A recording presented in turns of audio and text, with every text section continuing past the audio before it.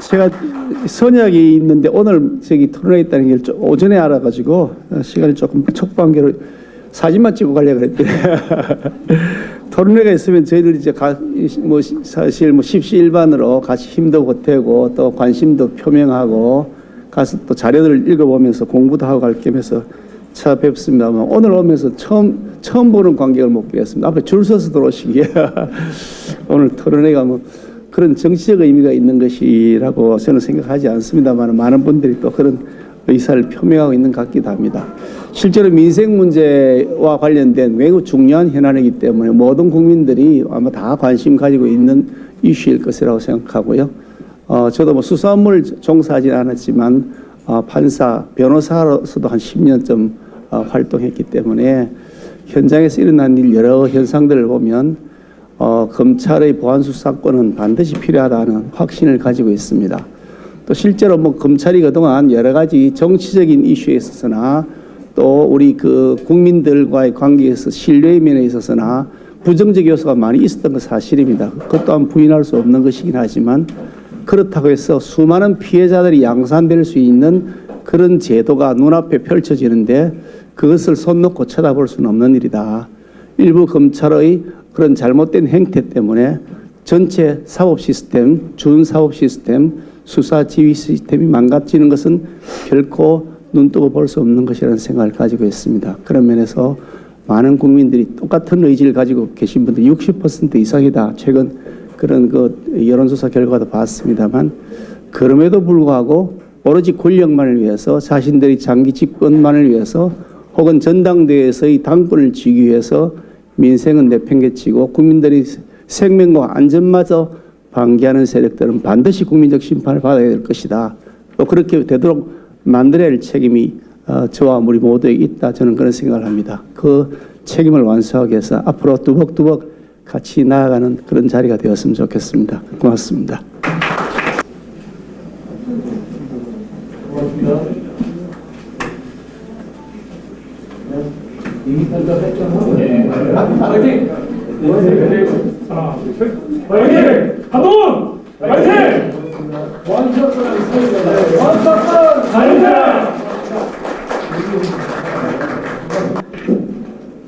안녕하세요. 보통 토론 주최하면 토론에 직접 참여 안 하니까 이 개회사에서 길게 하는데 저는 토론회에 참여하기 때문에 길게 하지 않겠습니다. 다만 여기 정말 많은 분들께서 관심을 가지고 와주셨습니다. 그런데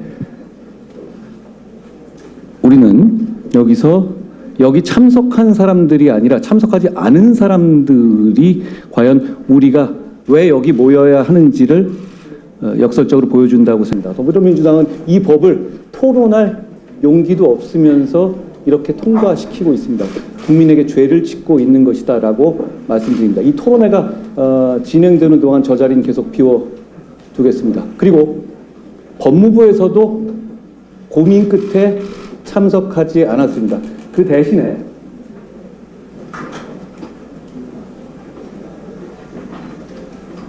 작년 12월에 정성호 법무부에서 이런 책자를 냈고 이걸 오늘 참석하는 대신에 저희에게 보내왔습니다.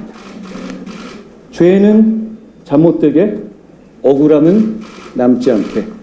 검찰의 보안수사 우수 사례집입니다. 제가 장관할 때 만든 게 아닙니다. 정성호 장관이 장관한 작년 12월에 만들었던 사례집입니다.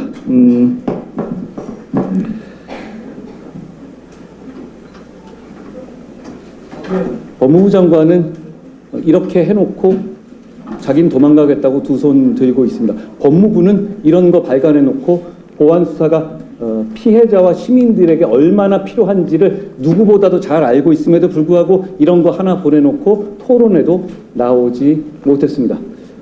오늘 법사위가 통과되고 그리고 내일 본회의에서 이 법이 통과되면 죄는 잠들게 될 것이고 억울함은 남을 겁니다. 그리고 더불어민주당과 정성호 법무부 장관 그리고 법무부 관계자들의 비겁함도 끝까지 남게 될 겁니다. 고맙습니다. 네, 감사합니다. 그러면 오늘 토론에 참석해 주신 분들을 소개하겠습니다. 먼저 오늘 토론을 이끌어 주실 분들을 먼저 소개해 드리겠습니다. 오늘 좌장을 맡아 주신 명지대학교 신유 교수님입니다. 토론자로 이화여대 강동범 명예교수님 참석해 주셨습니다. 형법, 형사소송법 분야를 연구해 오신 원로학자십니다. 다음은 한국형사법무정책연구원 김한균 부원장님 소개해 드립니다.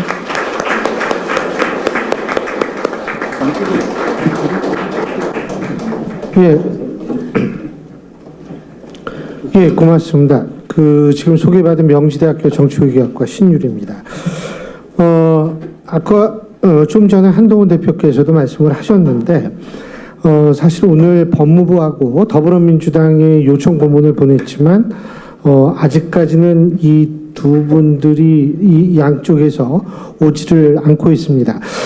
제가 좀 안타깝다라고 생각하는 게 국회는 민생이라는 단어를 아마 가장 많이 입에 올리는 그런 장소라고 생각을 합니다.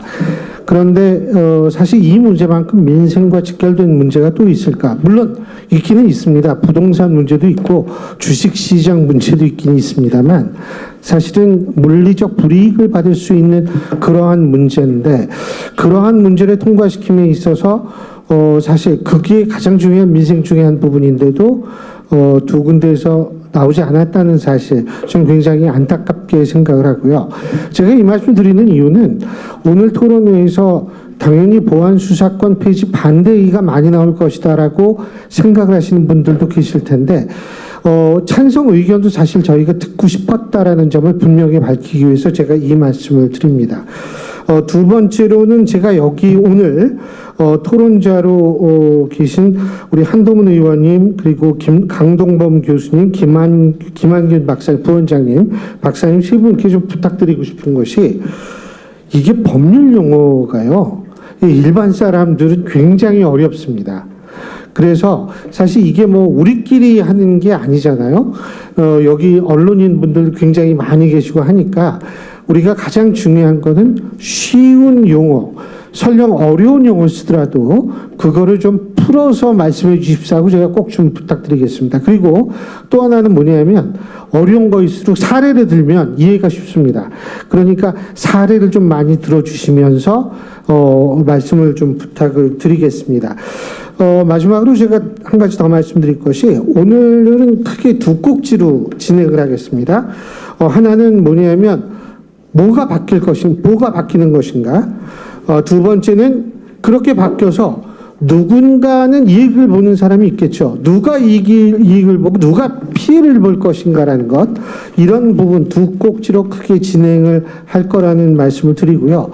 한 가지 더 말씀드리자면 오늘 토론회는 원래 여러분들이 익숙하게 보셨던 국회 토론회 방식에서 벗어나겠습니다. 그 얘기는 뭐냐면 방송 토론 진행 방식으로 진행을 하겠다는 겁니다. 그러니까 뭐 한 분이 발제하시고 쭉 거기에 대해서 또 질문하고 거기에 대해서 대답 한 번 듣고 끝나는 그런 토론회가 아니라 방송 형식의 토론회라는 점을 말씀을 드립니다. 한 가지 더 있군요. 오늘 여기에서 혹시 그 여론조사 얘기가 잠깐 나올 수 있는데 이게 지금 유튜브로 생중계되고 있기 때문에 유튜브까지는 정확한 5개의 개요를 말할 필요가 없습니다. 그렇기 때문에 그 점을 여러분들께 제가 분명히 말씀을 드립니다. 자, 그러면 이제부터 토론회를 본격적으로 시작할 텐데요. 앞서 말씀드린 대로 일단 세 분의 얘기를 쭉 듣고 여기 계신 분들 중에서도 질문이 있거나 이런 건 나중에 제가 한번 기회를 드릴 수 있는 시간이 있다면 기회를 드리겠습니다. 그래서 먼저 여기 계신 공식 이 토론자 세 분을 중심으로 얘기를 듣는 시간을 갖겠습니다. 자, 그럼 첫 번째 주제입니다. 무엇이 바뀌는가? 이 부분입니다. 자, 이 부분에 대해서 일단 개략적으로 누구부터 말씀을 하시겠어요? 무엇이 바뀌는가? 바쁘시네. 그럼 대표님이 좀 먼저 간략하게만. 오늘 나오고 있는 대안을 보면 이겁니다. 검사가 보완 수사를 못하게 되는 겁니다. 그러면 경찰에서 보내온 것 가지고 yes or no 기소하거나 말거나. 그리고 또 하나의 이 대안은 이거 보완해와라라고 요구를 할 수 있는 겁니다. 직접적으로 뭐 확인한다든가 그걸 가지고 법원에 낸다든가 하는 게 불가능해지는 것이죠. 예를 들어서 장윤기 사건을 기준으로 본다면 장윤기 사건은 장윤기의 아버지가 경찰관이었는데 장윤기 사건의 어떤 중요한 증거들을 숨겼고 그리고 같이 근무했던 경찰관들이 거기에 동조하는 사건이죠. 이 사건에 있어서 원래대로 경찰이 송치를 하면 검사는 이게 이상하다고 직접 뭐가 압수수색 영장을 받거나 아니면 그게 추가적으로 뭐가 있는지 사람을 불러서 물어와서 확인하고 이런 것이 이제는 불가능해집니다. 그냥 경찰이 가지고 온 기록만으로 보게 되고요. 그렇기 때문에 당연히 장윤기 사건 같은 건 앞으로 검찰의 보완 수사로 발견되는 것이 불가능해지는 겁니다. 그러니까 지금 이런 세계는 80년 만에 새로 열리는 세계입니다. 그 지난 80년 동안 우리는 보완할 게 있으면 검사가 보완해서 피해자를 위해서 일할 수 있는 나라였어요. 그런데 이 법이 통과되고 나면 검사는 그 임무에서 벗어납니다. 제가 한 가지 강조하고 싶은 것은 이건 검사의 권리가 아닙니다. 검사는 권리라면은 이걸 해도 되고 안 해도 되는 게 권리겠죠. 그런데 검사는 보완해야 될 부분이 있으면 지금까지 무조건 보완 수사를 해야만 했어요. 나중에 이게 보완 수사를 안 하면 그 검사는 굉장히 불이익을 받고 책임춤을 받죠. 그런데 지금부터는 이 임무가 없어집니다. 그러니까 보완 수사권은 검사 입장에서는 권리가 아니라 임무였습니다. 그 임무가 없어진 겁니다. 권리 측면에서 본다면 피해자의 권리입니다. 피해자가 보완 수사를 받을 권리였던 것이죠. 그게 없어지게 된 겁니다. 그러니까 앞으로 검사는 이런 문제가 들어올 때 그냥 제3자적 입장에서 기소하거나 부족하면 안 하고 그리고 경찰한테 보완 수사를 요구하면 근데 경찰은 그걸 잘 안 들어요. 구조적으로. 이런 시대가 온 것이죠. 이렇게 되면 사건이 잘 끝나지 않게 되고 두 가지가 바뀌게 될 거예요. 첫 번째, 장윤기 같은 사건 같은 조작 사건이 대단히 크게 늘어날 것이고, 그 두 번째는 일반적인 사기 사건이나 이런 것이 계속 보완 수사 요구를 주고받고 하면서 핑퐁 지옥에 빠져서 끝나지 않게 될 겁니다. 그리고 세 번째 그 결과로 힘 있고 돈 있는 사람이 아니라 힘 없고 돈 없는 서민들이 고통받게 될 겁니다. 예, 여기 뭐 보충하실 분, 김 박사님. 예, 뭐 보충을 하라고 하시니 저는 이제 그 정부의 정책을 뒷받침하는 국책연구기관에 소속이 되어 있습니다. 그래서 우리 정부가 국민의 안전과 자유를 위해서 시행하는 정책, 특히 그 중에서도 범죄와 형벌에 관련된 정책을 연구하는 기관인데요. 지금 우리 한동훈 의원님께서도 말씀하셨지만 이 보완 수사권 또는 보완 수사 요구권 또는 재수사 이걸 통틀어서 우리가 이제 수사의 보완이라고 합시다. 그러니까 우리가 자꾸 수사에다가 집중을 하니까 권한 문제를 가지고 다투게 되는데요. 자, 수사라는 것이 한 개 수사기관이 완전하게 완벽하게 다 할 수는 없는 노릇이니 다른 수사기관이 전문적으로 미진한 점은 보완하게 해주자. 이게 시스템의 의미 아닙니까? 그러니까 우리가 형사사법 체계라고 할 때, 형사사법 시스템이라고 할 때 이게 수사의 주체인 전문 수사기관이 경찰뿐만 아니라 전문 법률가 기관으로서의 검찰이 또는 법원이 각 단계마다 교정할 수 있고 보완할 수 있도록 이렇게 촘촘히 짜놓은 걸 우리가 시스템, 체계라고 하거든요. 근데 이 시스템이 빈틈이 생기면 어떤 문제가 생기냐면 저희 같이 이제 연구하는 사람들은 이렇게 이제 학문적으로 얘기를 합니다. 뭐냐면 우리가 시스템이 제대로 돌아가지 못할 때 이제 소극적으로는 범죄에 대한 두려움이 생겨요. 국민들 입장에서 볼 때. 우리가 지금 국민을 위해서 개혁한다고 하지 않습니까? 그러니까 국민들 입장에서 볼 때 형사사법 체계 시스템이 제대로 돌아가지 않고 빈틈을 보이기 시작하면 소극적으로는 범죄에 대한 두려움이 높아져요. 그다음에 적극적으로는 퍼블릭 컨피던스라고 하는데요. 그러니까 이 체계에 대한 국민의 신뢰가 떨어집니다.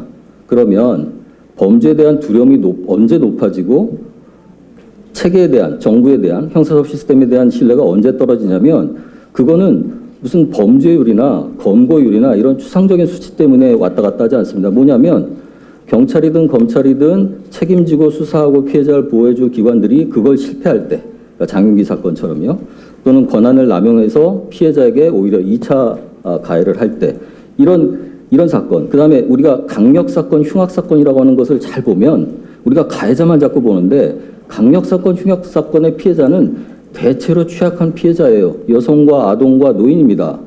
그러면 우리가 범죄에 대한 두려움이 높아지고 형사사법 체계에 대한 신뢰가 떨어지는 이 퍼센테이지는 그 1%도 안 되는 흉악범죄, 강력범죄와 예.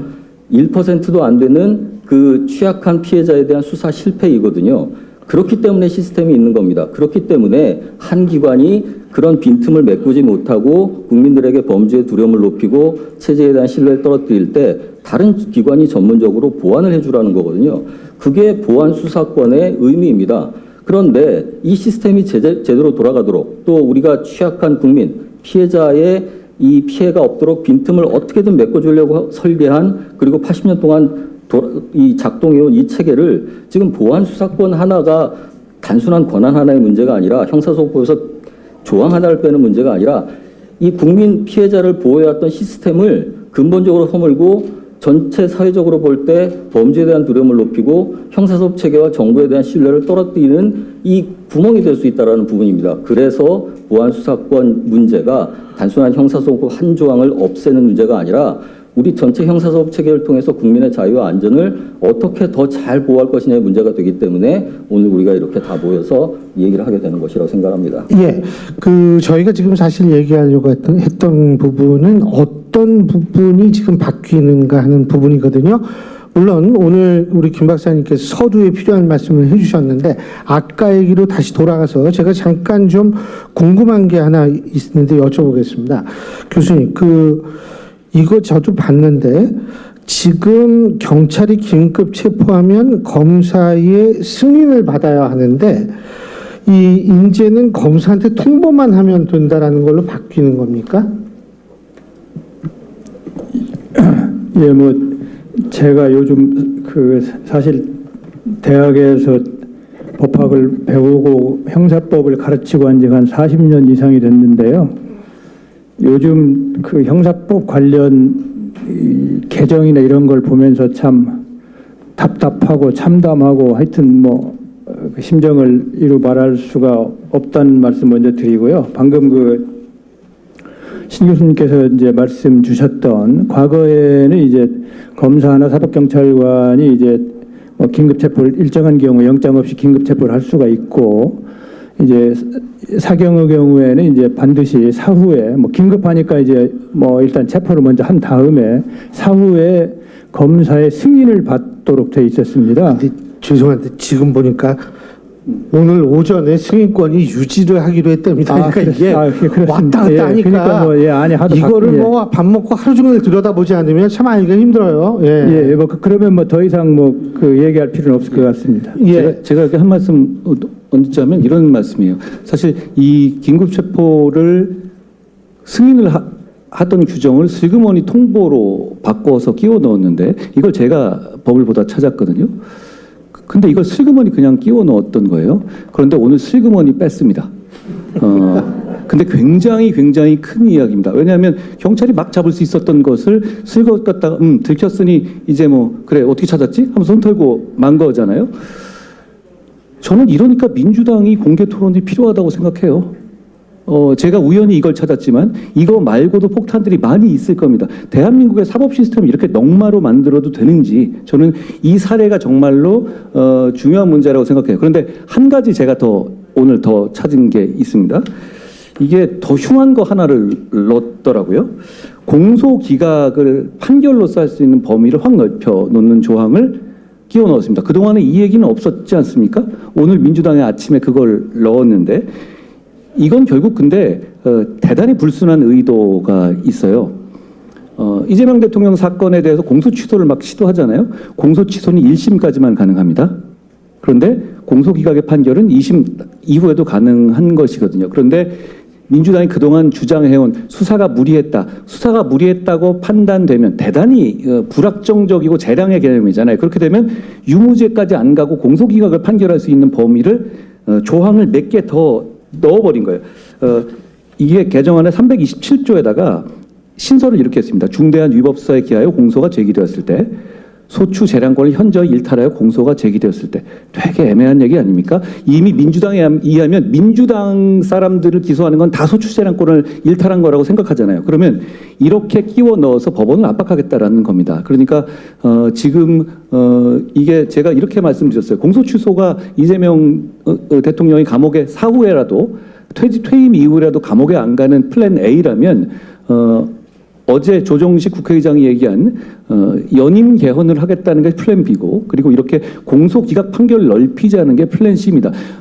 대부분의 모든 지금 제도의 동기가 이런 불순한 것으로 의심되고 있는 것이 지금 말씀하시는 우리 김 부위원장이 말씀하신 것처럼 이 제도에 대한 국민의 신뢰를 떨어뜨린다고 생각해요. 이게 어떤 공익을 위한 것이 아니라 어떤 한 사람의 이익을 위해서 돌아가고 있는 것이 아닌가라는 적어도 의심을 불러일으키거든요. 이 부분에 대해서도 저는 뭐 지금 법사위에서 또 논의가 되겠지만 이것도 그냥 넘길 만한 문제가 아니다라는 말씀을 지적해두고 싶습니다.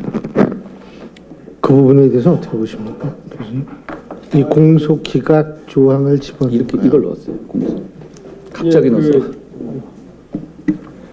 사실은 뭐 그 입법 절차라는 게 지금 엉망이어 가지고요. 그 문제가 심각한데 이 두 개를 이제 새로 집어넣은 것은 뭐 상당한 의도가 보이는 그런 그 관점이라고 보여집니다. 대단히 사실은 이게 이제 이 중대한 위법 수사, 뭐 소추재량권 현저히 일탈 이런 게 사실은 굉장히 이게 이제 판례를 통해서 뭐 구체화되어야 될 문제라서 이렇게 그냥 막연히 금방 이렇게 집어넣었다 뺐다가 할 문제는 아니라고 봅니다.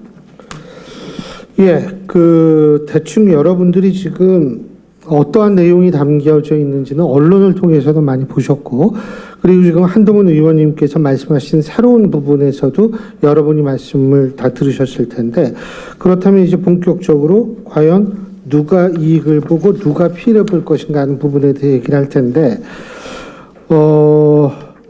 이게 지금 가장 중요한 건 보안 수사권 관련. 근데 이게 대표님 그 공소 취소 문제, 공소 기각 문제는 보안 수사권 말고 형사법 개정안에 포함되어 있는, 그러니까 이거 조금 다른 주제죠. 그러니까 연결이 될 수 있나요? 그러니까 검찰의 수사를 완전히 없애는 예. 조항으로 보안 수사를 없애는 게 지금 주잖아요. 예. 그런데 이제 중간에 디저트 같이 이렇게 들어간 거예요. 예. 근데 이 디저트가 그냥 디저트급이 아니라 완전히 또 새로운 국면이 되는 것이고, 그러니까 이게 지금 보안 수사라는 거가 폐지하냐 아니냐는 거 가지고 엄청난 사회적인 논란이 있었죠. 저는 이 조항은 그 급의 문제라고 생각해요. 그런데 그게 마지막 날 쓱 들어간 거예요. 어떤 공론화 과정과 논의도 없었지 않습니까? 그러니까 이 형사사법 제도가 이렇게 바뀌는 거가 되면 이 대단히 정합성도 문제가 되고 사람들이 이걸 신뢰할 수가 없게 되겠죠. 그러니까 이건 말씀하신 것처럼 그거하고는 별개인데 별개의 핵폭탄을 또 이렇게 끼워 넣은 거예요. 아무도 모르게. 그래서 이 누가 이익을 보고 누가 피해를 보는가 하는 부분을 우리가 논할 때 일단은 보안 수사권 얘기를 하고 그 부분은 나중에 따로 한번 짚어보는 그런 시간을 저희가 갖는 게 합리적일 것 같아서 제가 그 말씀을 여쭤본 거고요. 자, 누가 이익을 보고 누가 피해를 보는가? 뭐 누구든 어떤 법이든 이익을 보는 사람이 있고 피해를 보는 사람이 있죠. 하지만 그 피해를 보는 대상자와 이익을 보는 대상자가 사실은 사회적 이 분류 기준에 의하면 힘의 유무에 따라서 이게 달라지면 이게 문제가 되니까요. 이 부분에 대해서 좀 얘기를 해보겠습니다. 우선 김 박사님은 누가 이익을 보고 누가 손해를 본다, 피해를 본다라고 보십니까? 오늘 토론의 제목이 범죄자의 편에 설 거냐고 묻고 있지 않습니까? 결국 예. 이 보안 수사 부분에 대한 이제 법 개정 개폐가 결국은 이제 범죄자의 이익이 되고 반면에서는 이제 피해자의 불이익이 될 것이다. 피해자의 더욱 큰 피해가 될 것이다라는 게 이제 오늘 토론회의 문제 의식인데요. 예컨대 이제 이 보안 수사 폐지, 그러니까 검사의 수사 권한에 대한 그 전면적인 폐지를 주장하는 분들도 역시 국민의 이익을 위해서라고 주장은 합니다. 그러면 그분들이 생각하는 국민의 이익이라는 것은 권력을 남용할 수 있는 검찰의 권한과 그 물적 기반, 인적 기반을 완전히 박탈함으로써 결국은 국민에게 도움이 된다는 것인데 정작 국민의 입장에서 볼 때는 이건 매우 막연하고 추상적이고 손에 잡히지 않는 이익입니다. 반면에 보안수사권 폐지에 대해서 우려하는 입장은 역시 국민의 이익을 위해서 우려를 하고 있는데요. 피해자, 즉 검찰과 경찰의 적절한 이 보호 서비스가 없이는 보호를 받지 못하는 취약한 피해자가 바로 그 국민 아닙니까? 그러면 그 국민의 입장에서 볼 때는 그런 시스템적인 장치들이 보안수사 요구권으로 대표되는 그 장치들이 허물어질 때 결국 이익을 보는 것은 국민이 아니라 즉 피해자가 아니라 피해를 보는 게 피해자가 되는 것이죠. 그리고 이 피해를 보는 국민에 대해서 이 보안수사권 폐지에 대한 보완책을 내놓는 분들도 얼마나 막연한 생각을 갖고 있는가 제가 하나 더 지적을 하고 싶은데요. 예컨대 이제 민주당 안에서는 이 피해자 보호 조치의 강화를 이 염두에 두고 예컨대 뭐 7대 사회적 약자 범죄에 대해서 전권 송치를 규정했다고 하지 않습니까? 근데 7대 범죄라고 하지만 사실상은 여성, 아동, 노인 학대 범죄 하나, 그다음에 성범죄 중에 성인 대상 성범죄, 아동 대상 성범죄 하나, 그다음에 가정폭력과 그것과 밀접하게 연관된 스토킹 이렇게 세 가지밖에 없어요. 그런데 우리가 진짜 피해를 받는 국민들의 입장에 생각해 보면 국민들이 억울함을 호소하고 수사기관에 찾아가서 다시 한번 봐달라고 그 호소하는 그런 그야말로 민생범죄, 사회적 약자 대상 범죄는 오히려 폭행, 사기 이런 거 아닙니까? 그런데 이런 걸 다 빼놓고 그냥 형식적으로 7대 사회적 약자 범죄에 대해서는 경찰이 자기 선에서 끝내지 않고 전부 검찰청 일단 보내라 했습니다. 그런데 이게 얼마나 눈 가리고 아웅이냐면 경찰이 그러면 다 자기네가 책임지지 않고 검찰에 보내죠? 검찰은 수사를 보완할 수 있는 아무런 권한이 없는데 어떻게 그러면 이 사회적 약자 범죄에 대해서 송치받은 약자 범죄에 대해서 자세히 살펴보고 시민들을 피해자를 보호할 수 있겠습니까? 심지어는 그 보안수사도 그러면 중수청에다가 사회적 약자 대상 보안수사 전담부서를 만들어줄 테니까 거기로 넘겨라고 합니다. 아니 피해자들은 지금 한시가 급한데 일단 송치받은 검사가 수사를 안 해본 사람들도 아니고 80년 동안 수사를 해본 사람인데 자기가 빨리 수사를 끝내서 피해자들을 도와주고 또 억울한 가해자가 있으면 억울한 가해자로 하여금 빨리 형사법 체계로부터 벗어날 수 있게 도와줄 수 있는 거 아닙니까? 그걸 중대범죄 수사를 하라고 새로 설치하는 중수청에다가 사회적 약자에 대한 재수사를 또 따로 맡긴다고요? 그러니까 보안수사 폐지에 대해서 너무 매몰되어 있다 보니까 이런 무리수를 자꾸 두고 정작 국민들의 입장에서 볼 때는 국민들은 아무런 도움이 되지 않는 걸 자꾸 국민을 위한 개혁이라고 어거지를 쓰고 있다. 이렇게 생각이 들 수밖에 없습니다.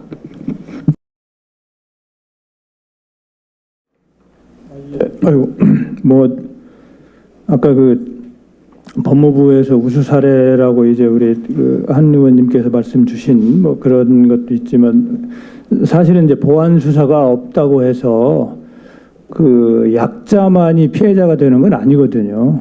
결국 보안 수사가 없어지면 경찰에 예를 들자면 물론 잘하는 수사도 있을 수 있지만 제대로 안 되는 대표적으로 최근에 문제되는 몇 건들이 있지 않습니까?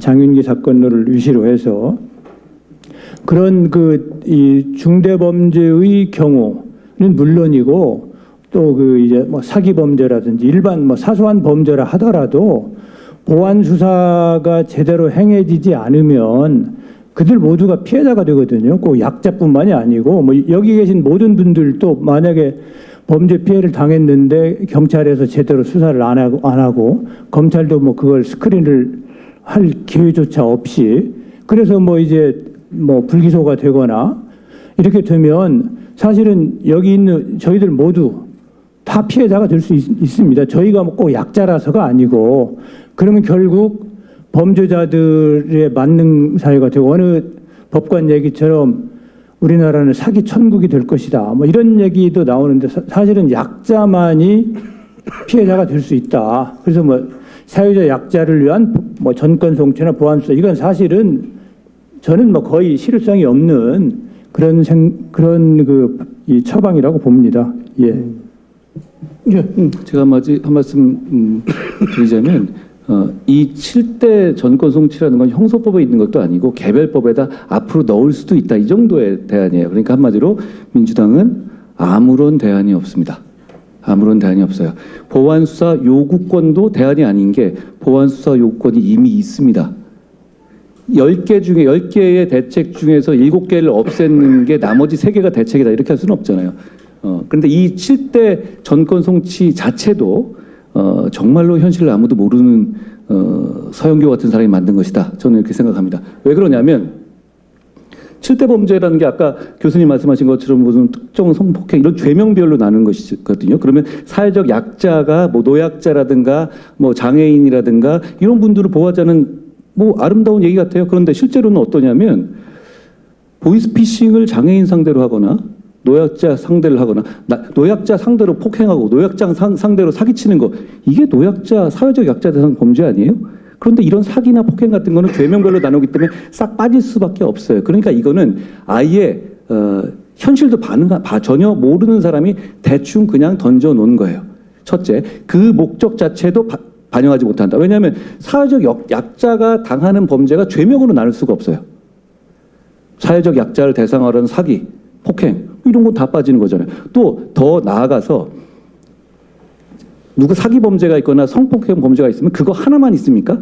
성폭행을 하는 과정에서 착취도 하고 사기도 하고 뭐 이런 거 있죠. 그러면 이건 어떻게 되는 거예요? 정확하게 이 사람 가지고 나중에 보안 수사할 때 요 성폭행 관련한 것만 물어볼 수 있는 거예요?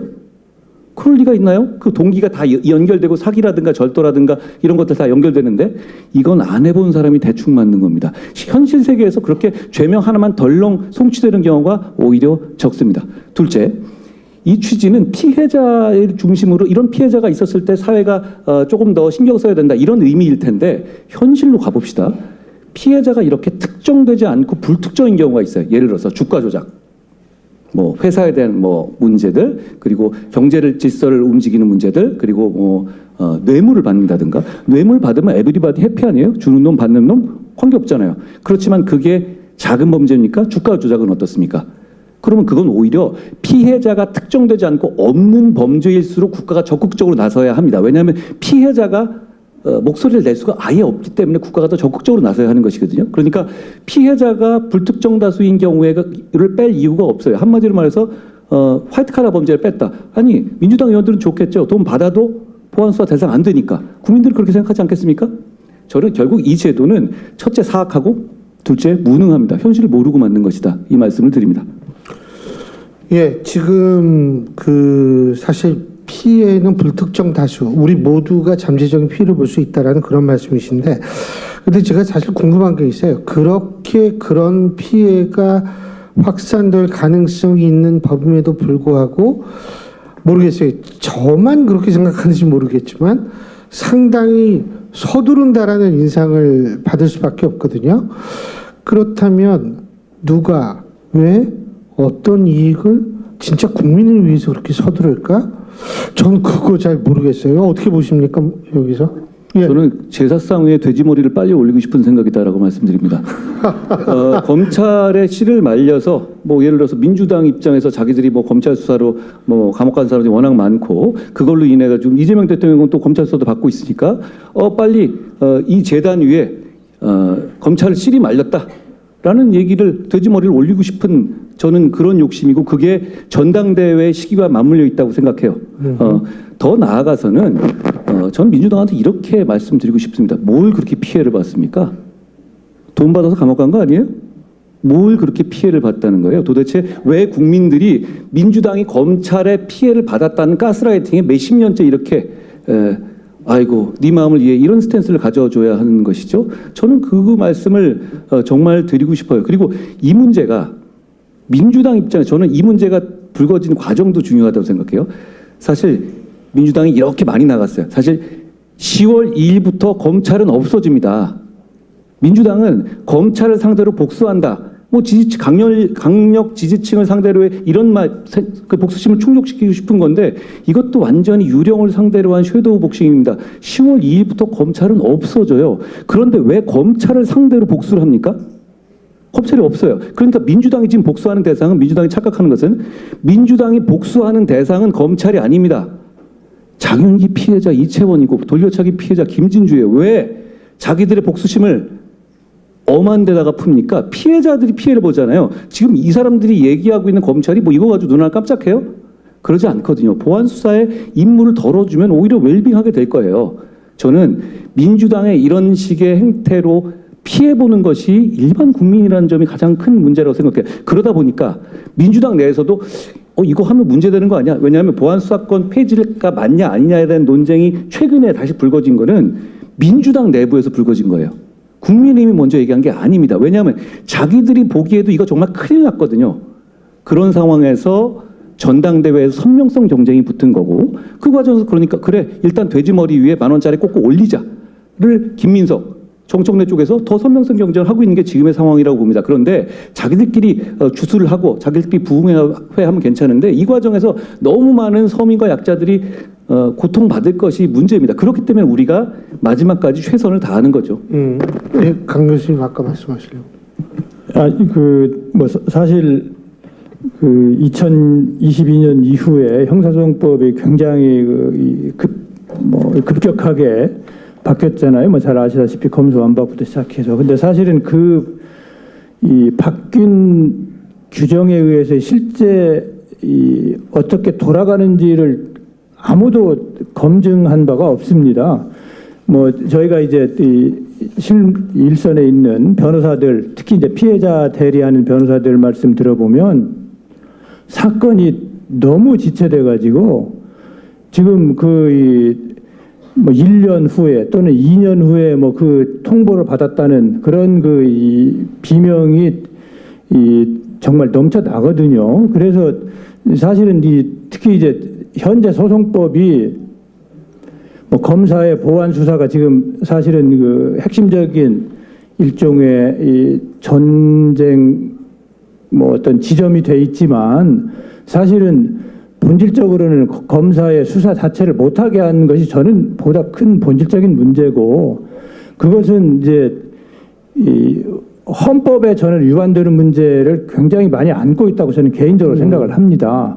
근데 이제 그 부분은 지금 완전히 이 물밑에 가라앉아 있고 보안 수사만 자꾸 얘기가 되는데 이건 우리 한 의원 말씀처럼 뭔가 목적이 없으면 이렇게 입법을 진행할 수가 없는 거예요. 잘 아시다시피 특히 형사 사법 시스템이라고 하는 것은 국민의 일상에 직접적으로 우리가 살아가면서 운 좋게 범죄에 피해를 당하거나 또는 목격하거나 우리가 범죄를 범할 가능성은 이제 거의 없으니까 그런 걸 당하지 않고 하루하루를 살 수 있어서 그나마 다행인 것이지 만약에 거기에 어떤 형태로든지 연루되어 있으면 자기의 일상은 굉장한 피해를 받을 수밖에 없습니다.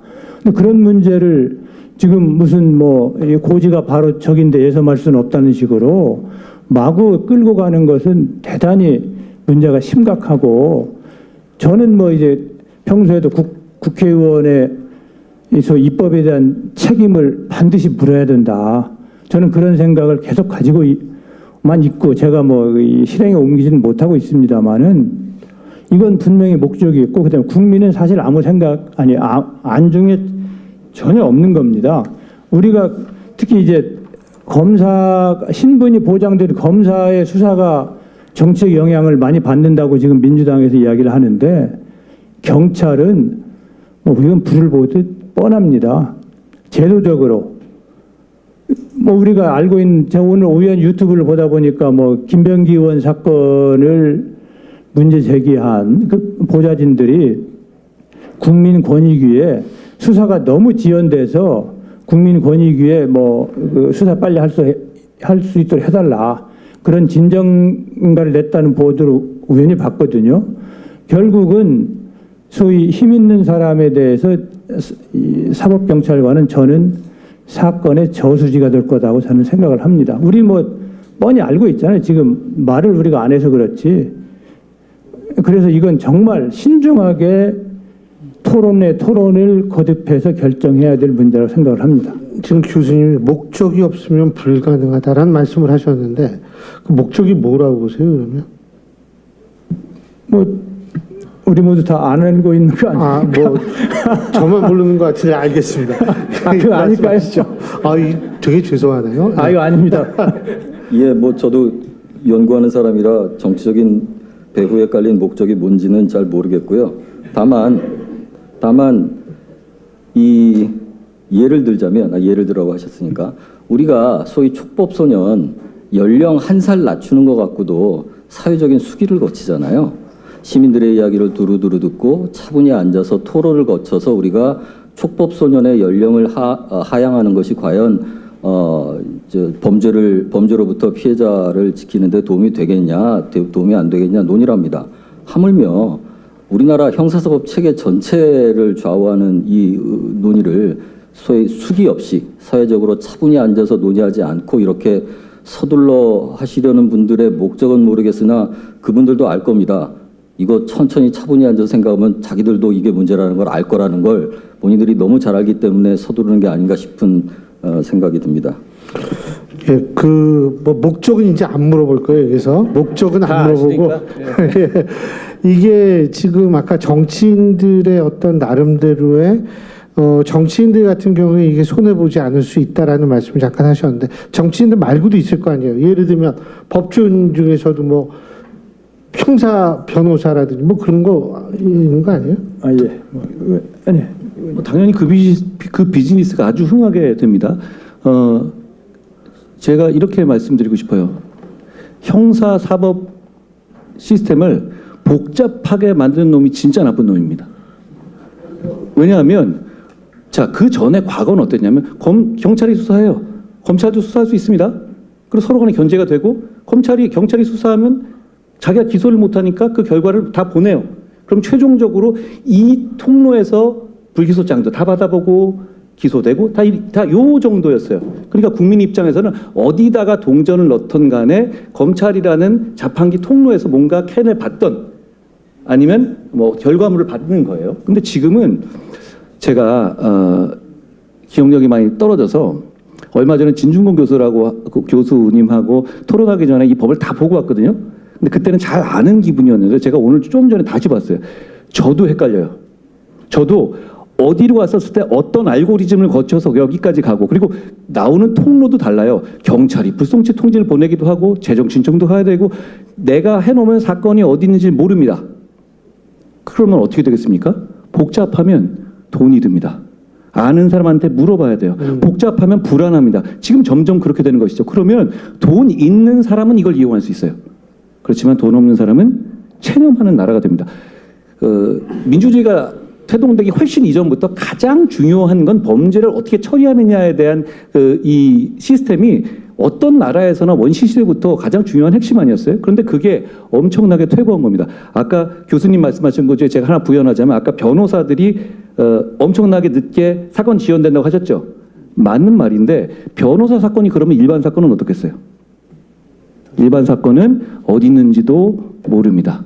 그렇게 되면 우리 국민들은 자기 사건에 대해서 형사 사건에 대해 피해를 보존받는 것을 체념하게 돼요. 그런 나라 만들자는 거거든요. 이 사람들이 이유는 돼지머리 한번 올리고 알량하게 표 한번 받아보겠다는 이런 이유로요. 그러니까 제가 뭐라고 글 쓰면 서영교 위원장이 거짓말쟁이 뭐 이렇게 앙탈 부리듯이 올리잖아요. 그래놓고 정작 제가 지적한 긴급체포 승인의 문제는 슬쩍 뺐습니다. 제 말이 맞다는 뜻이죠. 웬만하면 저한테 악마에게 무릎 꿇고 싫지 않아요? 그 사람들도? 그런데 그렇게 무릎 꿇지 않았습니까? 그러면 이런 구멍이 대단히 많다는 거예요. 그럼 이걸 그대로 통과시켜야 되겠습니까? 무능해서 시스템을 망치는 것도 큰 죄예요. 그런데 알고도 망치는 건 죽을 죄입니다. 이 사람들 저는 정말로 이거 어떻게 이 죄과를 감당하려고 하는지 모르겠어요. 저는 100% 확신해요.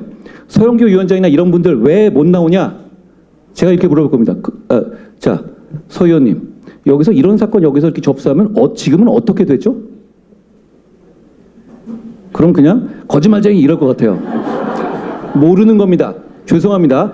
저도 모르겠어요. 법무부 장관하고 몇십 년간 이 역할을 했던 사람도 저도 모르겠어요. 센 척하려고 아는 척하지만 몰래 찾아보고 해야 됩니다.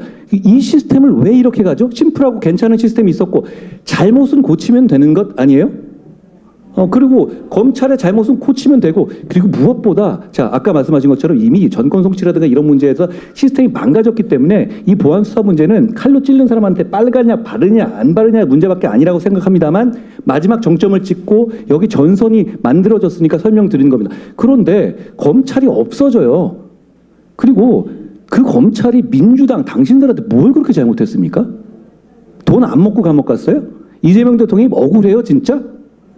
북한에 돈 갔잖아요. 뭐가 그렇게 억울하다는 거예요? 그리고 그 억울하다 하더라도 왜 그 억울함을 엄한 국민들한테 피해를 전가시킵니까? 왜 보복을 정정당당하게 나와서 저랑 싸우지 못하고 그냥 왜 김진주나 이채원 가족들한테 보복을 전가시킵니까? 민주당들이 하고 있는 짓이 바로 이겁니다. 그러면서도 이렇게 야지를 먹어도 나오지도 못해요. 할 말도 없거든요.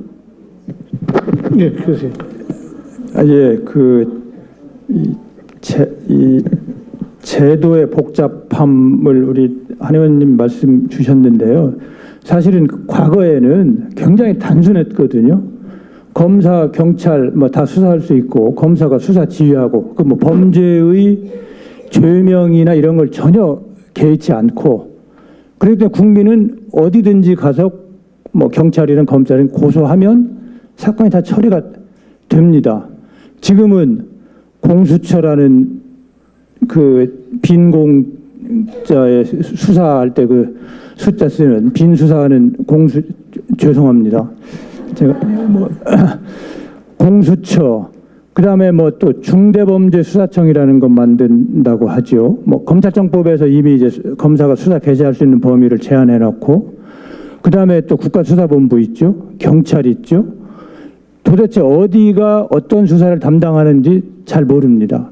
중대범죄수사청법을 제가 오기 전에 잠깐 보니까 여러분들 살인죄는 중대범죄일까요? 아닐까요?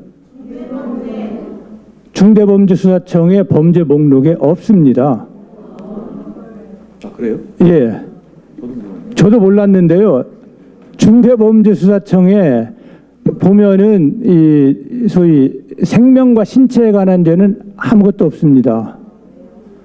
혹시라도 다른 범죄를 수사하다가 뭐 직접 관련성 있는 범죄, 여기에 그게 엮일지 모르겠으나 사실은 살인 말고 중대한 범죄가 뭐가 있죠?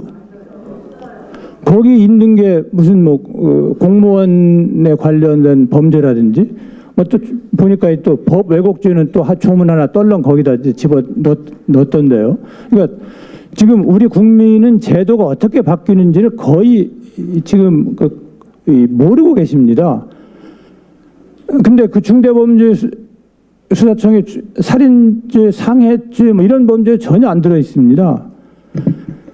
그리고 이 제도의 복잡함, 이것은 학자들만 모르는 게 아니고 우리 뭐 장관도 하시고 국회의원도 하신 분 지금 그 기억이 잘 나지 않으시다고 하는데 그건 법원도 모릅니다. 소위 이 검사의 수사 범위와 관련돼서 뭐 직접 관련성 있는 범죄 뭐 이런 표현이 나와 있거든요. 그러니까 A 범죄를 수사하다가 경찰이 송치했을 때 A 범죄를 수사하다가 또는 원래 검찰이 수사할 수 없는 범죄인데 A 범죄를 수사하다가 이것과 관련이 되어 있는 건 원래 수사를 할 수 없어도 수사할 수 있다는 그런 규정이 있습니다. 직접 관련성 있는 범죄 이런 식으로. 근데 그 해석을 둘러싸고 1심, 2심, 대법원이 다 달라요. 그게 이제 작년에 최초로 대법원 판결이 이제 나왔거든요. 근데 1심, 2심 다 다릅니다. 그러니까 법원조차도 이 죄명으로 이렇게 엮어놓은 것은 법원도 이 직접 관련성을 판단하기 어려운 거예요. 그래서 결국 결과는 어떻게 됐느냐? 그렇게 해서 기소했으면 법원에서 공소기각 판결을 받았어요. 왜? 수사 권한이 없는 네가 왜 수사를 해서 기소했느냐? 그럼 범죄자는 이제 그 범죄는 일단 물론 다시 뭐 기소할 수는 있겠습니다만은 결국은 이 복잡한 제도의 수혜자는 범죄자입니다. 피해자는 모든 국민이고요. 예, 이상입니다. 예, 뭐 예컨대 학자 입장에서 가까운 미래에 지금 진행된 개혁을 예컨대 평가를 한다고 하면 어떤 평가를 하게 될까요? 과감한 개혁으로 성과를 거두었다고 평가를 하게 될까요? 성급한 개혁으로 또 다른 개혁의 대상이 됐다고 평가를 할까요? 평가할 때의 기준은 우리 학자들은 실익을 얘기합니다. 실제 이익이 있는지 없는지 그거를 이제 비교 교량한다고 견주어 본다고 하는데요. 그러니까 지금 말씀하신 것처럼 형사사법 체계를 개혁을 해서 더 체계가 복잡해져서 국민들이 보호를 받고자 해도 보호받기가 더 불편하게 됐다.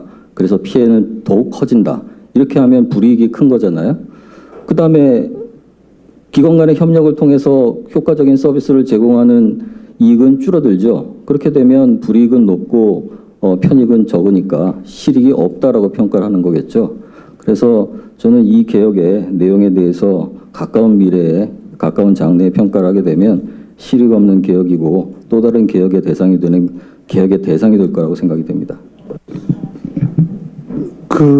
지금 이제 그 보안수사권 없앤다고 얘기를 하면서 약자 대상 범죄의 제출권과 검찰 송치를 확대하고 피해자의 자료 제출권, 의견 제출권, 불송치 결정 이의 신청 대상 확대하고 수사기록 열람 등사권을 보장하고 사실관계 확인권을 준다. 하나하나 좀 전 진짜 무슨 얘기인지 모르겠는데 사실관계 확인권이라는 게 뭐예요? 그러니까 수사는 아닌데 수사 같은 거죠. 무슨 얘기냐면 나무도 아는 것이 원래 수도 아닌 것이 구속 사건이 와면 얼굴을 못 봐야 돼요. 그것도 수사거든요. 근데 수사는 못 한다면서 사실관계 확인한다? 자잘한 건 확인도 됐다. 이런 얘기인데 이건 일종의 무알코올 소주 같은 얘기예요. 그래놓고 거기서 확인된 건 증거 능력이 없다는 얘기거든요. 그럼 그걸 검사가 왜 합니까? 그냥 막 던지는 거예요. 딱 거기서 질문하면 거짓말쟁이 하는 수준으로 던지는 겁니다. 그냥 뭔가 하나 넣어놓으면은 좀 낫지 않을까? 이런 얘기를 하는 거예요. 그 질문을 이 사람들이 와서 받아야 되는 겁니다. 그렇지 않아요? 이거 80년간 써왔던 제도예요. 80년간 대한민국 국민을 보호해준 아주 근간이 됐던 제도인데 여기가 비어있는 게 말이 돼요? 그리고 사실관계 확인권이라는 보도 듣도 못한 이상한 단어를 우리는 2026년 7월 29일에 처음으로 들었어요. 그 전에는 없던 단어입니다. 그게 앞으로 몇십 년, 몇백 년을 써야 되는 거예요? 이거 서영교 의원도 뭔 소리인지 모를 것 같은데요. 그냥 넣은 겁니다. 왜냐하면 어쨌든 통과시켜야 하니까. 왜 7월 30일이냐? 이거는 너무 안 좋은 이슈니까 8월 17일 전에 빨리 한 다음에 다음 이슈 넘어가자. 이런 얘기 아니겠습니까? 그런데 그러기에는 이건 너무 중요한 이슈입니다. 조금 다른 얘기이긴 한데요. 저는 아까 말씀 괜찮으시면 이제 그거 얘기할. 이 견제와 그 균형의 원리라는 거를 이렇게 한번 이해해 보시면 어떨까 싶어요. 장윤기 사건 유명하니까 그걸 한번 얘기를 들어보죠. 장윤기라는 사람의 아버지, 그 사람 입장으로 한번 감정이입을 해보자고요. 그러면 내 아들이 살인자가 됐어. 근데 어차피 감옥에 갑니다. 그런데 성적인 범죄의 목적이 보입니다. 이거 아직 경찰이 모르는 것 같아요. 인간이기 때문에 선을 넘어서 이걸 어떻게 없애고 싶은 마음이 들 수는 있지 않겠습니까? 인간은 불완전한 존재잖아요. 그런데 대부분의 사람은 이거 나중에 걸릴 수도 있고 그랬을 때 다 같이 더 큰 불이익을 받을 수 있으니까 선을 넘는 거를 자제하게 되죠. 그렇지만 이 사람은 선을 넘은 거고 그래서 지금 감옥에 가 있는 겁니다. 그런데 앞으로는 어떻게 되냐면 이 선을 넘어도 걸리지 않은 세상이 오는 거예요. 그러면 이 선을 넘는 불완전한 사람의 숫자가 더 많이 늘어나는 건 당연하지 않겠어요? 어떤 제도가 있더라도 이 선을 넘는 사람은 없어지진 않아요. 그렇지만 이렇게 이 선을 넘어도 걸리지 않는 세상을 만들어 놓으면 당연히 이거는 많은 사람이 이 선을 넘게 돼요. 우리가 생각하는 경찰이라든가 검찰은 엄청나게 정의감이 있는 여러분 같은 사람이 아니라 평범하고 욕망을 잊고 가족이 우선이고 자기 이익이 우선인 일반적인 DNA를 가진 사람이에요. 그럼에도 불구하고 시스템이 돌아가야 되는 거고 그렇기 때문에 서로 간의 견제와 균형이라는 시질과 날줄을 맞춰놓은 거거든요. 그런데 이건 그냥 그 시질과 날줄을 딱 끊어버리고 민주당이 얘기하는 대안들은 무슨 중수청이 견제하느니 상급자가 아니 그거 다 경찰이잖아요. 똑같은 시스템 안에서 부서만 만드는 얘기 아닙니까?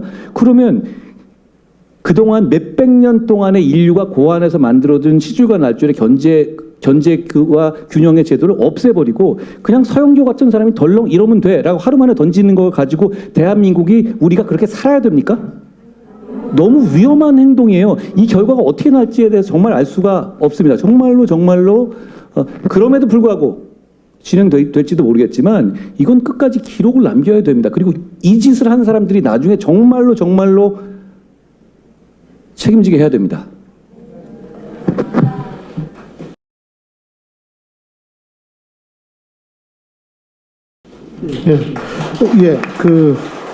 그러니까 이제 한마디로 얘기해서 이 정말 너무나 끔찍하고 안타까운 사건, 저도 굉장히 끔찍하고 안타깝다고 생각하는데 이것이 밝혀지게 된 이유는, 그러니까 이런 문제가 드러나게 된 이유는 견제 때문에 가능하다는 말씀이신데 뭐 일부에서는 뭐 지금 경찰이 그래가지고 수사를 다시 잘하고 있지 않느냐 이런 얘기를 하는데 그거는 좀 저도 이해를 잘 못하겠고요. 제가 좀 아까 말씀드린 그 여러 가지 있잖아요. 이런 것들이 그 보안 수사권 없으면 나름대로 기능을 제대로 해서 부작용을 줄일 수 있다고 보십니까? 보안 수사권을 인정하면 다 해결될 문제를 왜 이렇게 어렵게 돌아가는지를 제가 진짜 이해를 못하겠고요. 그다음에 아까 교수님 열거하신 그 피해자 의견 진술권이라든가 수사기록 열람권이라든가 사실관계 확인권, 이게 근대 검찰 제도가 생겨서 이 법률 전문 지식을 갖춘 전문 공무원이 국민들을 보호해주던 제도가 생기기 전에는 피해자가 자기가 다 조사하고 자기가 다 기록 만들어서 법원 앞에 가서 기소를 해야 됐습니다. 그걸 이제 사인소추라고 하거든요. 그 시절로 돌아가자는 얘기나 다름없습니다. 이건 우리가 근대 100년 동안 쌓아온 형사사법 제도를 다시 전근대로 돌아가서 개인이 알아서 해라. 알아서 네가 능력 있으면 변호사를 구하든 탐정을 구하든 해서 당신이 저 기록 찾아서 당신이 조사해서 당신이 기소를 하세요. 이런 얘기라 다름없기 때문에 이것은 조금 레토릭을 쓰자면 아니 우리 현대 형사사법 체계를 100년 전으로 다시 되돌리자는 얘기나 다름없지 않은가 이런 생각이 듭니다. 네. 저도 뭐 사실은 뭐 같은 생각인데요. 뭐 이제 보안 수사를 없애자라고 하는 사람들 중에 뭐 보안 수사 실효성이 없다. 보안 수사는 뭐 몇 건밖에 안 된다. 뭐 이런 주장을 또 일부 하는 분들이 있더라고요. 실제 현실적으로 보면 검사가 보안 수사를 한 것이 건수가 많지 않다. 지금 뭐 법무부는 이제 우수 사례도 만들었습니다. 89.9%를 주장을 하죠. 경찰청장 지금 그러니까 대리라는 게 아니고 대행인가 뭐 대행하시는 분이 여기는 다 대행이에요. 경찰이 예, 맞아요. 89.9고 1.1%만 얘기를 하다 그 말씀하시는 거죠. 11.1이 되죠. 11.1인가요? 뭐 예. 하여튼 그 10% 미만 하여튼 굉장히 적다고 얘기를 이제 하는 분들이 또 있더라고요. 보니까 뭐 실제로 어느 학교에서 이제 현직 경찰이 이제 질문한 내용 중에 이제 그런 것들이 있었어요. 그래서 저는 뭐 그 말을 들으면서 그러면 그 적은 것은 보안 수사가 필요 없다는 건가? 설령 한 건이라도 만약에 보안 수사가 필요하고 빛을 발할 수 있다면 저는 그 한 건도 해야 된다고 보거든요. 억울한 피해자가 없어야 되고 그 한 건의 범죄자가 운 좋게 보안 수사가 없는 상태로 뭐 기소가 돼서 뭐 가벼운 형을 받거나 이번 장윤기 사건처럼 뭐 성폭력 목적의 살인이 아닌 걸로 기소가 돼서 뭐 그 사형 무기밖에 없는 그런 범죄가 아닌 뭐 5년 이상의 징역까지 가능한 살인죄로 처벌받고 이런 건 한 건이라도 저는 있어서는 안 된다고 봅니다. 그게 뭐 건수의 다과라든지 또는 범죄 자체의 뭐 경중, 뭐 누차 얘기하면 결코 그런 걸로 이게 해결될 수 있는 문제가 아닙니다. 기본적으로. 그러면 그 정도의 건수는 뭐 무시해도 되나? 아니면 그 정도의 건수는 뭐 그냥 지나가도 정의로운 건가? 아무도 우리는 동의할 수가 없습니다. 그런 점에서 이 뭐 건수의 다과라든지 이런 것을 이야기하는 건 전혀 저는 관점을 잘못 잡은 거다 이렇게 생각합니다. 제가 한 말씀 드리죠. 잘못된 통계입니다. 그러니까 이렇게 뻑적지근하게 하는 것 기준으로 하면 적은데 와서 몇 가지 확인하고 불러서 물어보고 일단은 기소하기 전에 불러서 대부분 물어보거든요. 그게 다 보안 수사예요. 그 기준으로 보면 기소하는 거 대부분 보안 수사를 합니다. 그 자체를 안 하겠다는 거예요. 피의자를 불러서 구속 피의자 불러서 너 맞아? 라고 물어보지 못하게 하겠다는 거예요. 그러니까 지금은 대부분 보안 수사를 하고 있는 겁니다. 또 하나 보안 수사를 해서 과오가 드러날 수 그러니까 자, 두 가지가 있습니다. 사건이 왜곡되는 게 장윤기 사건처럼 의도적이고 사악한 조작을 통해서 조작되는 경우가 있어요. 또 하나는 인간이 게으르고 태만합니다. 그러니까 이거 굳이 내가 봐야 되지만 본 걸로 하자라고 하는 거 많이 있습니다. 우리 뭐 공부 안 하고도 했다고 하고 이러잖아요. 검사, 경찰 모두 생활인이기 때문에 그런 식의 테마는 다 어느 곳에나 있어요. 그런데 그게 내 결과물이 다른 사람에서 얼마든지 검증될 수 있다는 전제를 갖고 있으면 그 테마의 정도가 당연히 줄어드는 거예요. 그러니까 이 기능은 그렇게 숫자를 가지고 볼 수 있는 문제는 아닙니다. 아까 제가 말씀드린 것처럼 숫자도 틀리지만 저는 이 문제가 아까 교수님 말씀하신 거에 핵심이 있다고 생각해요. 김 교수님 말씀하실 때 이거 몇백 년 걸려서 여기까지 이런 견제와 균형의 시줄라줄을 만들었거든요. 그런데 다시 프랑스 혁명 이후에 만들어진 게 검찰제도 아니에요. 왜냐하면 경찰이라는 것이 국왕이 데리고 있는 권한이니까 이걸 뭔가 준사법기관으로 통제해야 되겠다라는 생각을 가지고 만들어진 제도란 말이에요. 그런데 그걸 그때로 돌아가자 100년이 아니라 300년 전입니다. 돌아간다? 근데 돌아갈 이유를 설명하면 모르겠어요. 이유를 와서 설명을 못 하잖아요. 그러니까 제가 민주당에 질문하고 싶은 것은 이걸 해서 얻을 수 있는 공익이 뭡니까? 복수심의 만족 이런 거 말고 그런데 그 복수심 자체도 가당치 않아요. 그러니까 이런 거 말고 진짜 이유를 그런 거 말고 진짜 이유를 한번 대보라고 말씀드립니다. 그냥 하는 거 아니에요? 저는 그냥 하는 거라고 봐요. 왜냐하면 뭔가 이걸로 나아지는 게 있어야 될 거 아니에요. 그리고 일각에서 이렇게 얘기하죠. 뭐 김학의 사건 같은 거 막 얘기하면서 똑같은 얘기하죠. 자, 그 문제는 이 사안하고는 관련이 없어요. 그거는 기소권에 관한 문제고 영장 청구권에 관한 문제잖아요. 그럼 그걸 건드리든가요. 그걸 건드리는 게 아니거든요. 뭔가 그런 논거를 대려면 지금 이 보안 수사의 문제가 그것과 그런 식의 문제들과 인과관계가 있어야 되는데 전혀 관계없는 얘기를 하고 있는 거잖아요. 저는 이 상황이 왜 많은 국민들이 이렇게까지 관심을 뵙고 한국갤럽에서 61% 민주당 지지자 포함해서 반대하느냐면 이건 진짜 우리 모두의 문제이기 때문이거든요. 근데 민주당은 법안을 딱 보면 철저하게 범죄자에게 감정이입이 돼 있어요. 자기들이 감옥에 많이 갔고 수사를 많이 받아서 보는지는 모르겠지만 철저하게 자기가 수사받을 때 어떻게 빠져나가겠다는 감정이입이 딱 돼 있어요. 피해자 입장에서 한 번만 감정이입이 돼 보세요. 100만 원, 200만 원 떼이고 돈 받아주는 사람 없고 그러니까 검찰이 대행으로 해서 증거 찾아주고 이런 시스템 서비스를 누렸던 대한민국 국민들 입장에서 생각을 해보세요. 그 서비스가 없어지는 겁니다. 전 교수님 말씀에 공감하는 게 이건 서비스예요. 그 서비스가 80년간 제공돼 왔는데 그 서비스가 갑자기 없어지는 겁니다. 국민들 입장에서. 저는 그래야 될 이유를 설명해야죠. 그런데 그래야 될 이유를 설명하지는 않겠다고 합니다. 그게 지금 현재의 상황이에요. 근데 그럼에도 불구하고 머릿수로 통과시키겠다? 한번 해보라고 하십시오. 그러면 국민들한테 정말 심판받게 될 겁니다.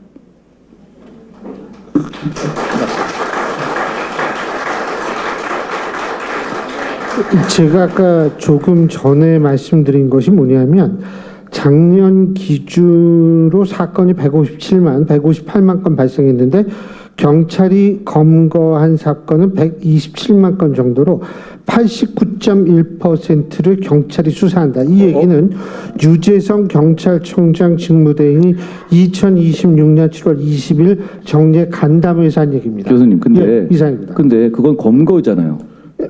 여기 검거라고 돼 있어요. 그럼 경찰이 검거하는 사람이 많죠. 근데 경찰이 검거한 게 89%라는 거하고 보안 수사가 적다는 거하고 무슨 상관이죠? 전혀 다른 얘기예요, 이건. 그렇지 않습니까? 이 통계는 그냥 뭐 전혀 다른 얘기를 하고 있는 겁니다. 그리고 제가 알기로는 보안 수사는 대부분 다 해요. 그거 없이 어떻게 간이 크게 그냥 기소를 해요. 왜냐하면 재판에서 이 유죄를 받아야 돼요. 저는 요 하나 더 말씀드릴게요. 조금 관점을 바꿔서 장윤기 사건이 유명하니까 장윤기 사건 같은 경우는 광주지검의 모 부장검사가 열심히 보안 수사를 해서 뭐 밝혀냈다는 거 아니에요. 그분 뭐 미담 사례로 되고 있죠. 그런데 만약에 이 사건을 그 검사가 그냥 간과했어요. 바빠서. 그런데 나중에 그것이 알고 싶다 해서 밝혀냈어요. 그러면 그 검사는 죽습니다. 거의 뭐 매장당할 거예요. 그게 바빠서 못했다는 건 안 통합니다. 왜냐하면 그 검사에게 무슨 책임이 있었냐? 보안 수사를 할 임무가 있었거든요. 그러니까 이 검사는 왜 그렇게까지 밤잠 안 자면서 하냐면 뭔가 이상하면 촉이 이상하다 그러면 이게 나중에 터졌을 때 자기가 큰 불이익을 받게 되는 시스템에 들어가 있는 거예요. 그러니까 그 검사는 당연히 그러니까 지금은 잘했으니까 박수 받지만 놓쳤으면 엄청난 책임충을 받게 돼요. 나중에. 그런데 민주당이 만드는 세상에서는 어떻습니까?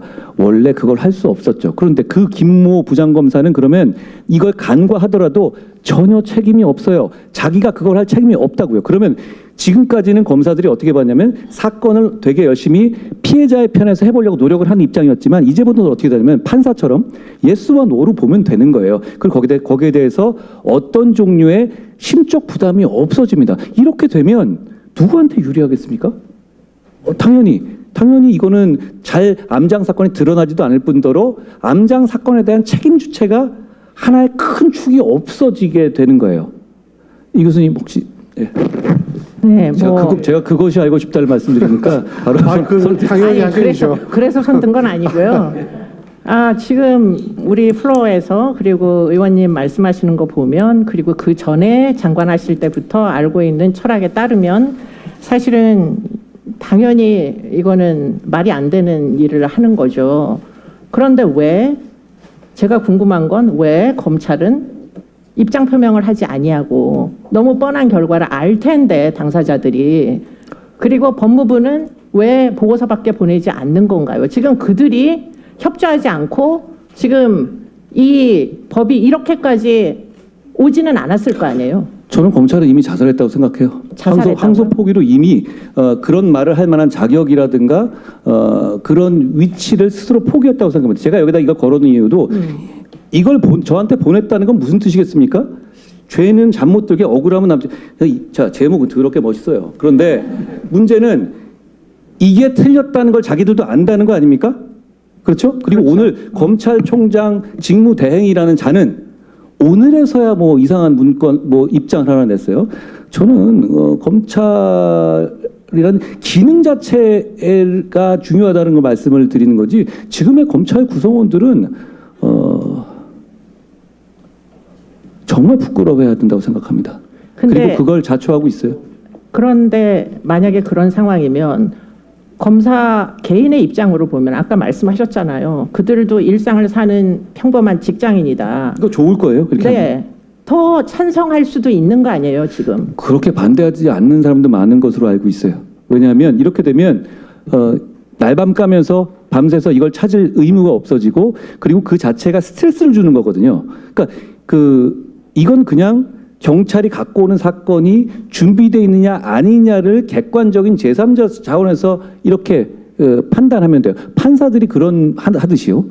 그러니까 그 영역이 없어지게, 그러니까 피해자를 편들 만한 큰 권력이 없어지게 되는 것이고 검사들 중에서는 저는 이거는 그래 어차피 이 상황에서는 굳이 괜히 찔끔 남겨놔서 어차피 다른 것 할 일도 많은데 그리고 공소청이라는 이름을 갖고 있을 때 이 영역으로 이것까지 붙여서 일하는 것보다 아예 그냥 없애고 니들 마음대로 한번 해봐 이런 마음을 가지신 분들이 많다고 들었어요. 실제로도 제가 얘기해봐도 그렇습니다. 한마디만 더 보태면요. 이렇게 되면 결과적으로 연쇄살인이 늘 겁니다.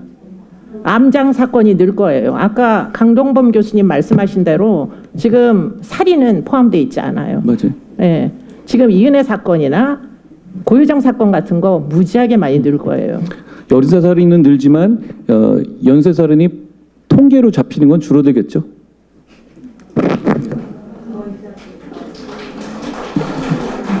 예, 뭐 하실 말씀.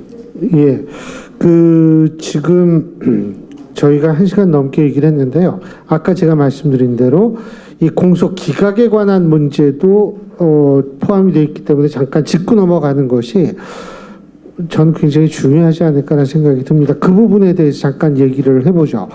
공소 기각에 관한 거 우리 한 대표님부터 먼저.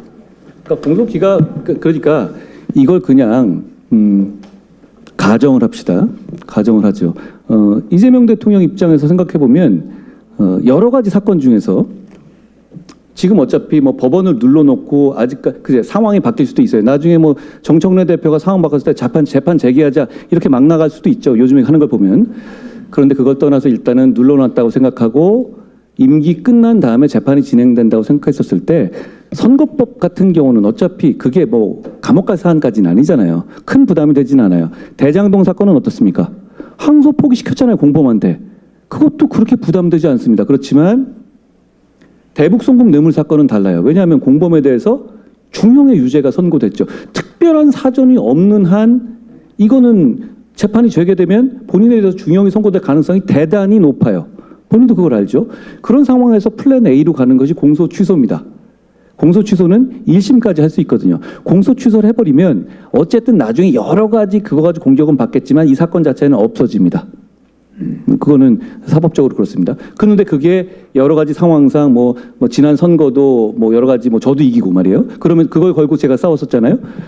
그러니까 여러 가지 곤란에 빠졌죠. 그러니까 다음으로 생각한 게 저는 조정식, 김민석 이런 분들이 얘기한 연임개헌이라고 생각해요. 한 번 더 하지 뭐. 예. 그런데 그게 플랜 B였다면 저는 이게 플랜 C인 것 같아요. 이거는 공소 기각 판결의 이재명 대통령 입장에서 매력은 뭐냐면 공소 취소는 1심까지만 할 수 있거든요. 그런데 이거는 그 제한이 없어요. 그러니까 이렇게 요건을 만들어 놓고 늘 본인들이 얘기하는 거잖아요. 예를 들어서 뭐 연어, 술파티 있지도 않은 것들 그런 것들이 그렇다 이런 주장을 하는 거죠. 근데 그걸 계속 어거지로 주장하면서 또 법원 판사 중에서 조금 이상한 사람도 있을 수 있지 않습니까? 그런 거 노리고 여기서 한번 공소기각 딱 때려주면 그러면 해결되는 또 하나의 탈출구를 마련해 놓은 거라고밖에 볼 수가 없어요. 왜 갑자기 논의도 안 됐던 것을 갑자기 마지막 날 슬쩍 끼워놓고 사기치나요? 이거 어차피 그냥 통과될 거라고 생각하고 우리 모두의 관심이 보안 수사 폐지에만 쏠려 있을 때 집어넣은 거잖아요. 정치 이따위로 하면 안 됩니다. 예.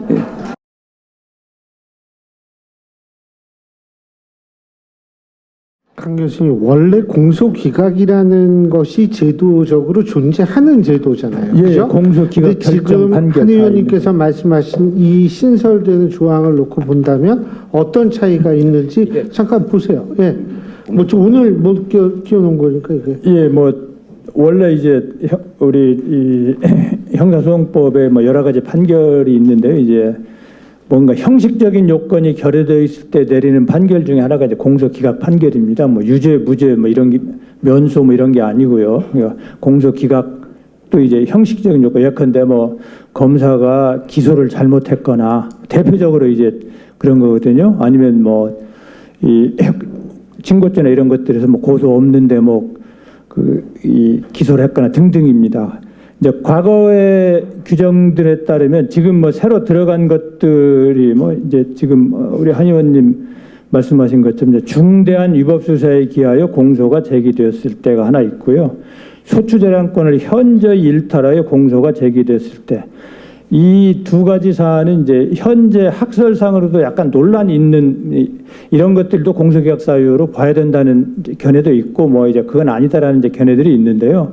이걸 아마 명시적으로 집어넣은 이유는 그리고 이제 지금 여러 가지 뭐 그 박모 검사 뭐 징계나 뭐 이런 방향을 몰고 나가는 것들은 이제 바로 뭐 중대한 위법 수사 내지는 현저한 소추재량권 현저한 일탈 이걸 이제 명백히 집어넣은 이유는 바로 그런 그러니까 드러나지 않았던 것을 이제 완전히 드러나오면서 이런 걸로 할 수 있다라는 것을 이제 공표하는 의미가 있지 않나 이렇게 생각하고 있습니다. 예. 그러니까 예를 들어서 연어 술 파티가 있었으니까 중대한 위법 수사다.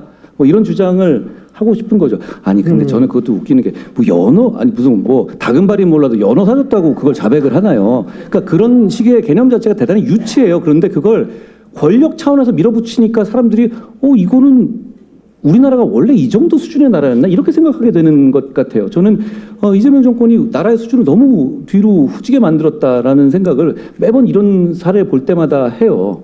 그리고 이걸 끼워놓고 싶으면 공론의 장으로 얘기를 하든가. 그 슬쩍 끼워놓고 들켰네. 미안. 뺄 거예요? 긴급 체포해서 승인권 바꾼 거 뺀 것처럼요. 긴급 체포해서 승인권 바꾼 거 그때 페북에서 공격했을 때 서영교 의원이 그게 전혀 아니다라고 하면서 거짓말쟁이 이랬어요. 저는 그 공인이 반박을 거짓말쟁이라고 하는 거 보고 정말 충격받았어요. 그런데 그렇게 거짓말쟁이라고 호기롭게 나갔으면 그걸 이렇게 슬그머니 빼면 안 되죠. 용기를 내야 되는 거 아닌가요? 그런데 슬쩍 빼버렸습니다. 대신에 이걸 슬쩍 끼워 넣은 거죠. 이게 교수님들 동의하시겠지만 이게 이렇게 논의 안 하고 슬쩍 들어갈 만한 사안은 아니잖아요. 교과서를 다시 써야 되는데요. 이 버전이 약간 달라진 얘기를 저희가 했는데요. 제가 김 박사님한테는 여쭤보지 않겠습니다. 국제연구기관에서 나오셨기 때문에 요거는 그냥 넘어가도록 하고, 제가 제일 궁금한 게 있어요. 그리고 오늘도 어떤 언론사에서 저한테 이제 코멘트 달려고 전화를 하신 분이 얘기를 하는데, 이 거부권 행사 가능성을 얘기를 하더라고요. 누가? 이재명 대통령이 이거는 거부권을 해야 한다라는 얘기가 아니에요. 한다라는 얘기가 있다라는 얘기입니다. 그런데 뭐 해야 한다 말아야 한다 이거는 우리가 떠나서 할 거라고 보십니까? 제가 한 분씩 여쭤볼게요. 이거 제의가 아니에요. 기자가 저한테 물어본 걸 그대로 여쭤보는 거예요. 제가 정치인은 아니고 그래서 할 거다 말 거다는 해야 한다는 점은 말씀드릴 수 있지만 할 거다는 자기가 몸담았던 정당에서 밀어붙이는데 그걸 할까요? 저는 하지 않을 거라는 데 한 표 던집니다. 대표님. 그분 별 얘기 다 하잖아요. 밤에 X에다 썼겠죠. 만약 할 생각 있으면. 이 얘기 한 말도 안 하지 않습니까? 별 얘기 다 하고 마치 지금 우리나라의 SK와 삼성전자의 대주주 이재명 같지 않습니까? 그렇게 하고 있는데 왜 X 같은 데서 별 얘기 다 하잖아요. 근데 이 얘기는 되게 과묵해요. 그러면 그거를 글쎄요. 그러면 연임 개헌할 정도 확률 아닐까요? 어떻게 보세요? 이거 거부권 행사할 가능성이 있다고 보세요? 거부권 행사 가능성을 묻는 물음은 일단 민주당이 다수결로 이 법안을 통과시킨다는 걸 이제 우리가 전제를 하는 거지 않습니까? 그런데 통과시킨다고 해도 대안은 거부권 말고도 또 하나가 있습니다. 뭐냐면 부칙에서 시행을 미루고요. 당장 시행하지 않는 걸로 하고 그 시행을 미루는 동안에도 다시 법을 개정할 수 있거든요. 그러니까 시간을 두고 수기를 하면. 부칙은 근데 민주당에서 집어내야 되는 거 아니에요? 그 부분에 대해서는 이제 또 본회의가 남아 있으니까요. 그 부칙에 그게 거부권 행사보다 훨씬 가능성이 높다? 대통령께서는 국회에 맡기겠다고 하셨으니 국회가 일단은 먼저 해결을 해야 최후 수단으로서 거부권 얘기를 할 수 있는 거 아니겠습니까? 그거 부칙 얘기 나오니까 또 개헌 생각도 나고 여러 가지 생각이 나는데, 알겠습니다. 어쨌든 지금 시간이 많이 남은 것 같지는 않아요. 제가 볼 때도 그렇고 여기 계신 모든 분들 다 잘 아실 텐데, 근데 그 이후에는 과연 어떻게 될 것인가, 참 여러 가지로 걱정하시는 분들이 더 많습니다. 아까 여론조사 말씀하셨는데 그 여러분이 잘 아시는 여론조사 꽃이라는 데에서도 이 보안수사권 존폐 문제 여론조사를 했는데 거기에서조차 50%를 훨씬 넘었습니다. 존속시켜야 한다는 거. 말씀하시죠. 제가 이 사안이 벌어질 때 너무 장윤기 사건 같은 끔찍한 사안만 가지고 말씀드렸으니까 제가 이 제도를 어떻게 악용할 수 있는지를 한번 제가 떠오르는 게 있어 말씀드릴게요. 제가 누구의 변호사를 하고 있다고 생각하면 무슨 절도라든가 여러 번 절도라든가 이런 걸 구속됐다고 생각해 보자고 경찰에서요. 그러면 일단 조금 장소라든가 이런 거에서 애매하게 얘기하거나 조금 더 얘기하라고 할 거예요. 더 자백하고 그렇게 해놓고 나서 거기서 이제 그렇게 되면은 그 보강 증거를 많이 안 하거든요. 경찰 단계에서. 그러면 지금은 구속 기간은 경찰에서만 늘리게 해놨더라고요. 검찰은 없고. 그런 다음에 경찰 그거 끝난 다음에 송치되면 그런 다음에 검사한테 가서 처음에는 가만히 있다. 어차피 검사가 조사를 못해요. 한 구속기간 반 정도 지난 다음에 탄원서로 나는 사실 그때 내가 사실 다른 곳에 있었고 그곳에 CCTV를 까보면 내 얼굴이 나올 거야. 이렇게 탄원서를 하나 쓰게 할 것 같아요. 그러면 기소하는 사람 입장에서 이렇게 하지 않겠어요? 근데 그걸 과거 같으면 어떻게 하냐면 구속기간을 연장해도 되고 그걸 가지고 까보면 되잖아요. 그냥. 그런데 문제는 이렇게 CCTV를 그 검사는 보안수사를 통해서 까볼 수가 없어요. 그럼 어떻게 해야 되냐? 이 기록과 이 사람의 신병 자체를 다시 경찰로 보내야 돼요. 3일밖에 안 남았는데. 근데 이런 사건들이 사건 자체가 되게 많기 때문에 갔다 오는데 기본 3일입니다. 그게 여러분 생각하는 것처럼 하루 만에 오지 않습니다. 그거는 그렇게 안 돼요. 시스템상. 그럼 기록까지 넘어가야 되잖아요. 그러면 그렇게 됐었을 때 구속기간이 지나잖아요. 그러면 이 검사는 과거에는 어떻게 되냐면 보안수사의 의무가 있으니까 내 사건이에요. 그러니까 어떻게든 간에 얘가 분명히 장난치는 걸 알면서 풀어주지 못하고 어떻게든 기소하려고 밤새서라도 자기가 직접 까보고 CCTV 까보고 여러분이 SBS 드라마 같은 데서 보는 것처럼 검사가 직접 나가서 CCTV 열어보기도 합니다. 왜냐? 자기가 안 하면 자기 사건 책임이 있기 때문에. 그런데 이제는 어떻게 하냐? 아니 그럼 아직까지 증거가 부족하니까 구속기간이 지나면 이 사람을 구속 취소로 풀어야 합니다. 그리고 이거는 그냥 너무 극단적인 사례가 아니라 제가 변호사면은 그렇게 조금 틀리게 얘기하거나 아니 맞는 얘기를 하더라도 그 부분을 확인 안 한 상태에서 기소하기가 불안하기 때문에 기소를 못 해요. 그러면 그것조차도 그런 식의 CCTV나 어떤 등기부 열어보는 것조차도 자기가 못 한단 말이에요. 그럼 기록을 절로 보내야 돼요. 구속사건에서. 제가 이 문제에 대해서 이걸 관여하는 그 법제 관련이라든가 만드는데 좀 관여하던 사람한테 물어봤어요. 이거 이렇게 하면 어떻게 되죠? 이거는 내가 보기에는 굉장히 당장 문제될 텐데 그러니까 저한테 이런 말씀을 하더라고요. 대표님 그러네요. 이러더라고요. 지금 이런 정도의 시뮬레이션도 안 된 상태에서 이 사단이 진행되고 있는 거예요. 준비가 안 돼 있어요. 왜 못 나오냐면 이런 질문에 답을 할 수가 없기 때문입니다. 우리가 구체적으로 철학적인 질문을 하겠다는 게 아니라 이럴 때 어떻게 하겠는지에 대한 준비가 전혀 안 돼 있어요. 저도 이럴 때 어떻게 지금 규정대로라면 어떻게 될지 모르겠어요. 그리고 이 책임은 만약에 제가 말씀드린 사안에서 누가 책임을 져야 되죠? 잘못한 사람은 없잖아요. 그렇지만 이 사람이 만약에 흉악범이면 나가서 피해자를 해코지할 수도 있는 것 아닙니까? 그렇지만 구속 취소는 해야 되는 상황이에요.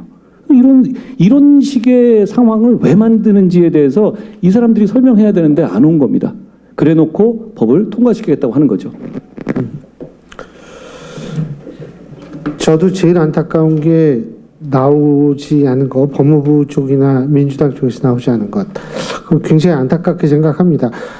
우리가 얼마든지 역지사지할 수도 있고 또 얘기도 들어봐서 이거 맞으면은 그렇게 이게 이런 부분도 있구나라는 생각을 가질 수 있을 텐데 그러지는 않고 일단은 무조건적으로 지금 거의 무조건이라고 얘기할 수 있을 정도로 시간에 쫓기듯이 일을 처리하고 있는 모습. 이러니까 사실은 이게 쉽게 이해가 되지 않는 것 같은데요. 자, 이제 시간이 거진 다 됐으니까 한 분씩 마지막으로 지금 이 시점에서 한 의원님 필리버스터도 하시죠? 아까 기사 봤는데. 시켜주면 합니다. 예. 근데 어쨌든 필리버스터 한다 하더라도 그것을 통해서 우리가 얻는 정말 어떤 결과물은 없을 확률이 높고 하나의 저항 수단에 불과하니까 마지막으로 한마디씩 좀 제가 부탁을 드릴 텐데요. 얼마든지 하시고 싶은 얘기 다 하셔도 됩니다. 먼저 김 박사님부터 말씀해 주시죠.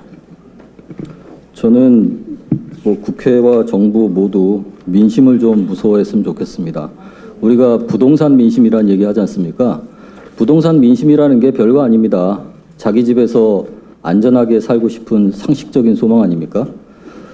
그럼 이를테면 수사 보안에 대한 민심도 있어요. 이건 뭐냐면 어려운 게 아니라 내가 피해자가 될지도 모르고 피해자가 됐을 때 누가 한 번이라도 좀 내 얘기를 더 들어줬으면 내 사건을 좀 더 한 번만 살펴봐 줬으면 하는 소박한 소망 아닙니까? 그러면 좀 더 안심이 될 테니까. 근데 예컨대 어느 정권이든 정부든 간에요. 그런 소박한 부동산 민심을 부동산은 축제 수단이 아니야. 모두가 강남에 살 필요는 없어. 이런 식으로 민심을 무시했다가 다 큰 코 다쳤죠. 수사보안 민심도 마찬가지입니다. 당신들이 몰라서 그러는데 검찰이 얼마나 무서운 기관인 줄 알아? 조금이라도 권한을 주면 다시 수사 원복할 거야. 뭐 이런 식으로 지금 국민을 타이르는 건가요? 협박을 하는 건가요? 불안을 조성하는 건가요? 저는 이 수사 보안에 관한 소박한 민심, 이것을 좀 무서워하고 그렇다면 국민의 진짜 대표자로서 입법에 좀 더 신중하지 않을까 이렇게 생각을 합니다.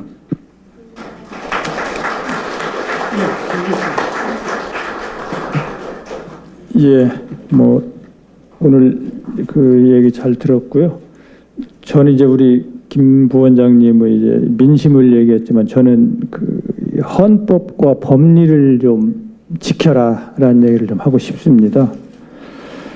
뭐 검찰의 수사권이 헌법상 있네 없네 논란이 있지만 저는 있다고 보고 뭐 그건 분명히 그 이제 검찰총장도 있고 뭐 압수수색 영장 다 헌법에 있습니다. 압수수색이 수사가 아니면 도대체 그게 뭔지 전 모르겠어요. 뭐 40년 50년 형사법을 연구하고 가르치고 했는데 압수수색 체포 구속이 수사가 아니라고 생각해 본 적이 또 없습니다. 세계의 모든 교과서가 다 그건 수사로 이야기를 하고 있습니다. 헌법에 규정되어 있고요. 헌법을 지켜라라는 얘기 하나 하고 아마 그 법을 통과시키는 입장에서도 헌법의 위반 문제는 아마 머리에 조금은 걸렸나 봐요. 뭐 잘 아시다시피 공소청법에 보면 공소청의 장은 검찰총장으로 한다. 이게 제 6조 1항입니다. 도대체 공소청의 장이 공소청장이 아니고 검찰총장이라는 게 이게 말이 된다고 생각하는지 저는 국민 사기극이다 이렇게 얘기하고 싶습니다. 그건 뭐 아버지를 아버지라고 부르지 못하는 것인가 뭐 이런 생각도 애처로운 생각도 들면서 정말 참 답답하다 이런 생각을 하고요. 형사소송법의 개정은 오로지 형사소송법의 목적에 따라 해야 됩니다. 이 적정 절차에 따라서 신속한 실체 진술의 규명 이것을 목적으로 하고 소송법 개정을 검토를 해야지 무슨 권한의 분배라든지 이런 식의 접근은 대단히 잘못됐다 그런 생각을 합니다. 뭐 소송법의 개별 규정은 우리 그 한 의원님 말씀하신 뭐 그 긴급 체포의 사후 승인 뭐 이 문제도 있었지만 사실은 여러 조문에 있습니다. 수사도 못하는 검사가 구속을 10일씩 해야 되나요? 저는 그것도 여전히 이해할 수가 없습니다.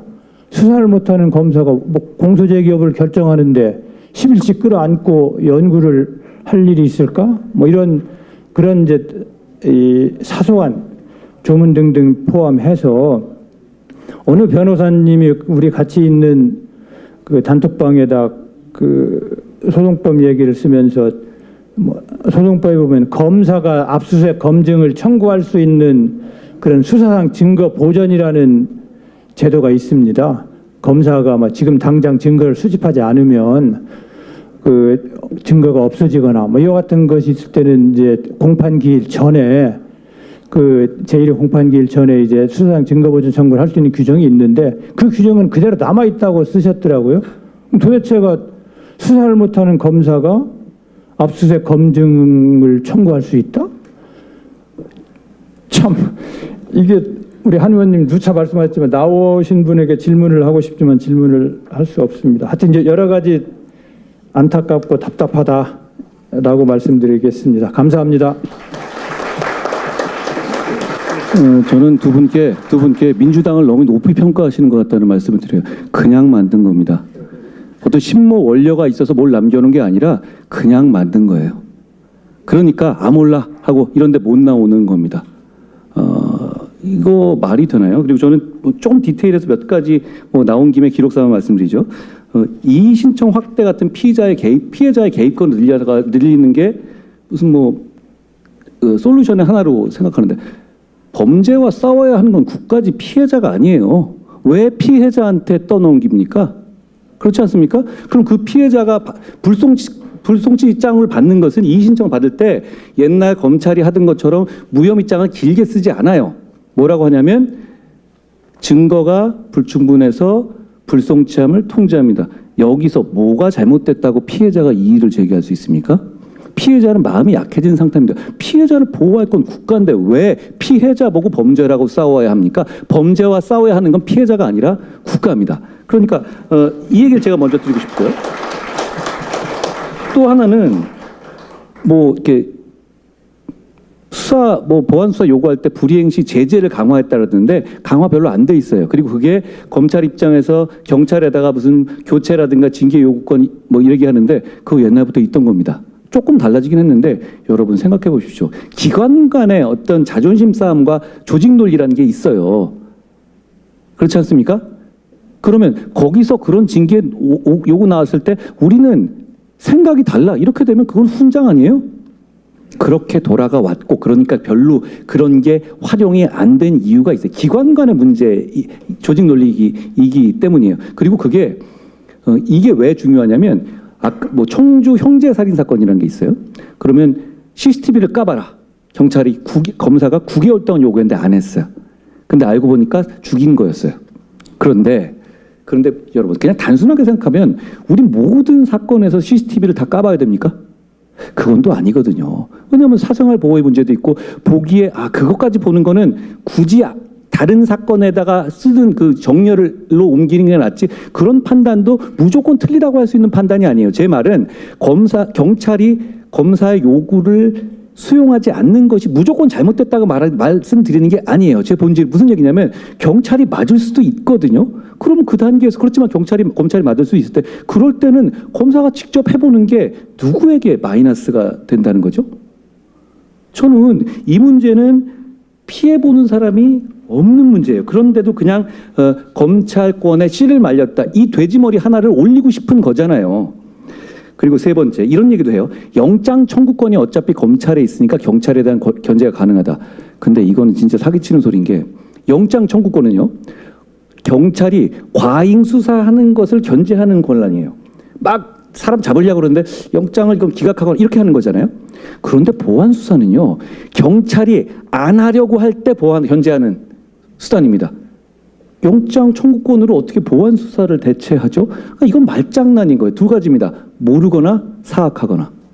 저는 그냥 모르고 대충 하는 것 같은데 그게 더 나쁘다고 생각합니다.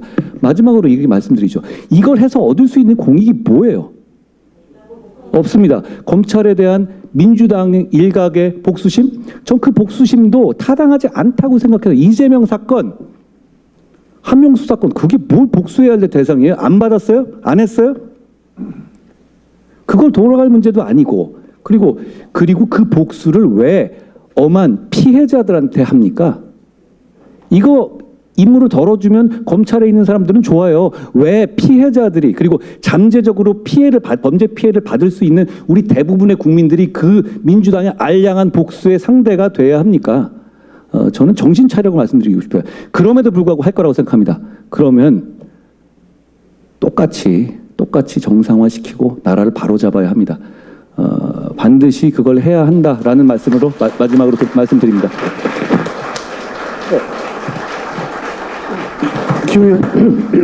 예, 이제 거의 이제 마무리가 되는 것 같아가지고 제가 좀 한 말씀 좀 드리면은 오늘 이제 토론회에서 봤듯이 이러한 악법은 무조건 막아야지 됩니다.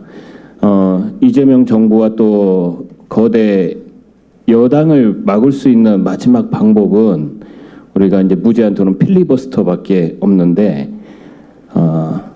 제가 그래서 공식적으로 조금 요청을 드리겠습니다. 국민의힘 원내 지도부에게 공식적으로 요청드립니다.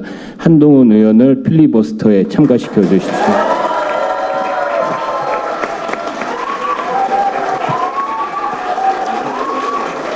다른 분 말씀하실 분 있으면 몇 분 안 남았죠?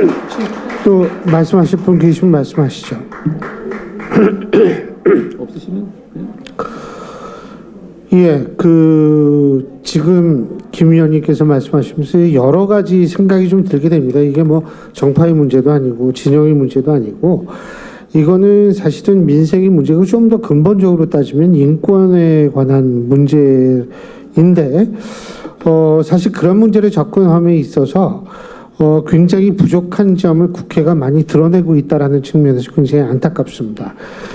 이런 문제는 여야 가릴 것 없이 같은 목소리를 낼 만한 문제임에도 불구하고 지금 민주당에서도 뭐 조금 좀 소극적인 움직임이 있다가 지금 없어졌죠.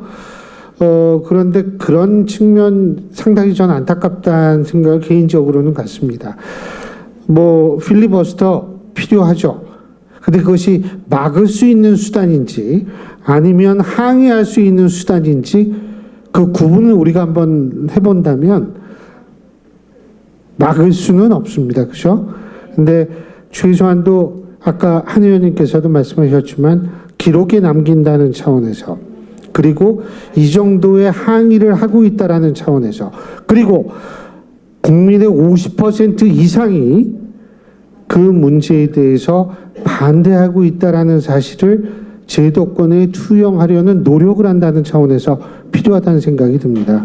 근데 제가 오늘 세미나 와서 박수 받는 게 오늘 처음이에요. 근데 뭐 어쨌든 아유 고맙습니다. 그런데 이거 저는 언젠가는 다시 문제가 될 거란 생각은 개인적으로는 하고 있습니다. 근데 그 사이에 문제가 있으면 바꾸면 된다? 문제가 있다라는 사실은 그 사이에 피해자가 이미 발생한다라는 의미거든요. 그렇기 때문에 이거는 문제가 있으면 나중에 바꾸면 된다라는 식의 논리도 성립이 안 돼서 굉장히 우울합니다. 하지만 그럼에도 불구하고 우리가 희망을 가져야겠죠. 말은 그렇게 합니다만 그 희망이 언제 구체화될지는 모르겠습니다. 자, 오늘 뭐 1시간 한 45분 정도 오랜 시간 동안 여러분하고 함께 했는데요. 오늘 이 자리가 여러분의 고민의 시발점이 되기를 바라겠습니다. 고맙습니다.